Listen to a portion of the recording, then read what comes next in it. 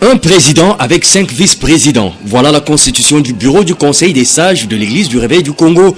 Bureau dont l'installation est intervenue ce samedi à l'église du Sang Précieux dans la commune de Kalamou. Ce bureau, installé par le président de l'église du Réveil du Congo, l'évêque général Albert Kankienza, sera présidé pendant 2 ans par le bishop Jean Bosco Kindomba. Au cours de la cérémonie, les attributions du Conseil des sages ont été explicitées à l'intention des fidèles et invités. Cet organe consultatif de l'ERC a entre autres pour mission de consolider l'unité dans la diversité et de gérer les conflits au sein de l'Église. Dans son discours de politique générale, l'évêque général Albert Kankienza a avant tout fait connaître le plan d'action 2015-2017 de l'ERC qui, du reste, comporte 3 volets, à savoir la vie de l'Église et les fondamentaux ecclésiastiques, le management de l'ERC et l'engagement social de l'Église et développement. Il a ensuite fustigé l'occultisme et le charlatanisme au sein de l'Église du Réveil du Congo.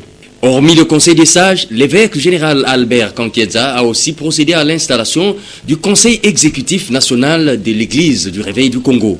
Pièce maîtresse de l'Église, le Conseil exécutif national est conduit par lui-même le président, secondé par 4 vice-présidents, dont le bishop Kapitao Bombé. Le Conseil exécutif national, c'est l'organe qui gère l'Église du Réveil du Congo comme institution. Vous comprenez?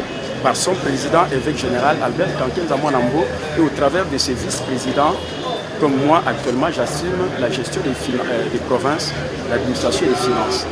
Tandis que le Conseil des sages, c'est un organe, je peux dire, de contrôle, de pacification, qui est dirigé actuellement par le pasteur Jean Bosco Kindomba. Présent à la cérémonie, le secrétaire général à la justice, représentant le ministre, a appelé l'Église du Réveil du Congo à respecter scrupuleusement la loi 004 sur les ASBL ainsi que les statuts qui les régissent. Il faut rappeler que l'installation de ce nouveau Conseil des sages intervient après le désistement du pasteur Sonny Kafuta.